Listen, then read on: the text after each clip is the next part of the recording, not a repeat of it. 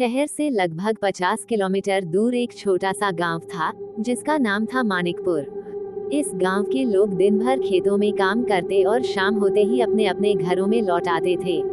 पर इस गांव के बारे में एक बात मशहूर थी, यहाँ की आखिरी ट्रैक्टर बस से कभी कोई नहीं लौटता था। विनय एक जवान लड़का था जो शहर में नौकरी करता था। उसे अपनी माँ की तबीयत के बारे में सुनकर अचानक गांव लौटना पड़ा। विनय जब शहर से निकलने लगा तो उसे पता चला कि आखिरी बस ही गांव की ओर जा रही है। लोगों ने उसे आखिरी बस के बारे में चेतावनी दी, लेकिन विनय को इन बातों पर विश्वास नहीं था। उसने सोचा कि ये सब पुराने लोगों की बातें हैं, जिनका कोई मतलब नहीं। बस स्टेशन पर रात के लगभग 10 बज चुके थे और हवा में अजीब सी ठंडक थी।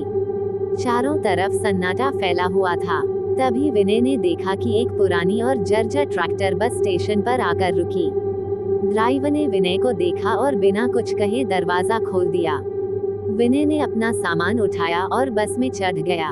अंदर बस की सीटें पुरानी और टूटी हुई थी।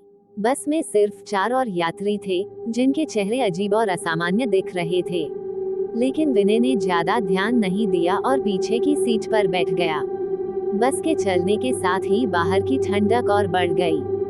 सड़कें सुनसान थीं और चारों तरफ अंधेरा ही अंधेरा था।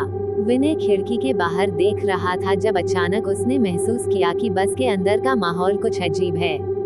बस में बैठे सभी यात्री एकटक सामने देख रहे थे और किसी की आंखों में कोई भाव नहीं थे। तभी बस अचानक रुक गई। विनय ने देखा कि बस एक सुनसान सड़क पर खड़ी है, जहां न कोई घर था न दुकान। ड्राइवर ने पीछे मुड़कर यात्रियों की ओर देखा और कहा, यहाँ से कोई वापस नहीं जाता। विनय चौंक गया। उसने पूछा, क्या मतलब? हम कहाँ जा रहे हैं? ड्राइवर ने एक ठंडी हंसी हंसते हुए कहा, तुम आखिरी ट्रैक्टर बस में हो। यहाँ से कोई जिंदा नहीं जाता। विनय की दिल की धड़कन तेज हो गई। उसने देखा कि बस के बाकी यात्री धीरे धीरे अपनी सीटों से उठने लगे और उनकी शक्लें बदलने लगी। वो इंसान नहीं थे, उनके चेहरे विकृत हो गए थे और उनकी आंखों में एक अजीब सी चमक थी, जैसे वो किसी शिकार की तलाश में हों।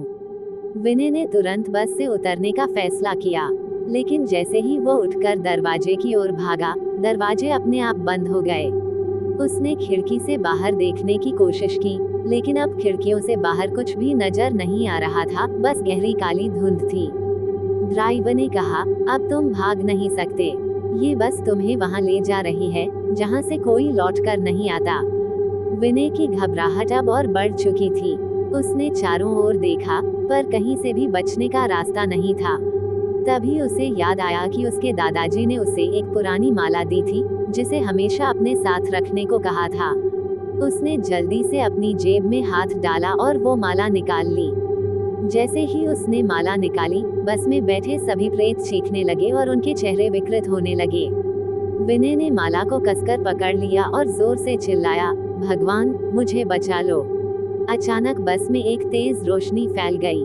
वो प्रेत जो उसे घूर रहे थे, एक एक कर गायब होने लगे।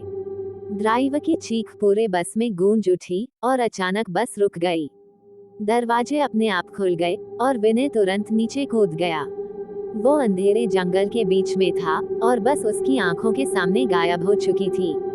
आसपास सिर्फ सन्नाटा था और दूर कहीं से उल्लू की आवाज आ रही थी।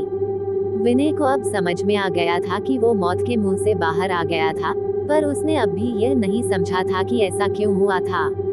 विनय किसी तरह गांव पहुंच गया।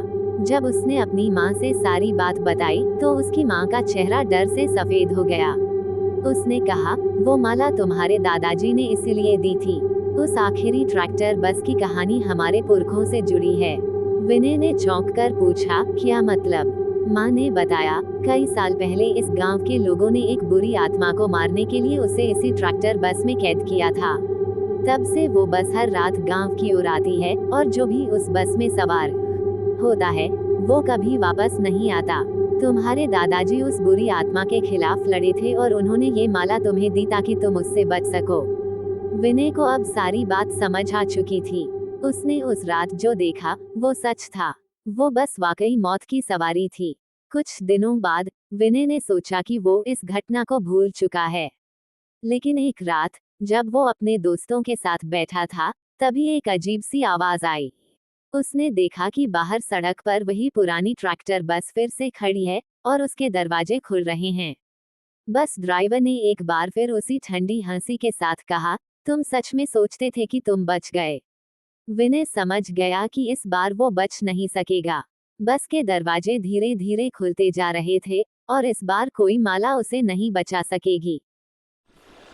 अस्सलाम वालेकुम। तो कैसी लगी आप सबको स्टोरी? अगर अच्छी लगी हो तो हमारे चैनल को सब्सक्राइब लाइक ज़रूर कीजिएगा।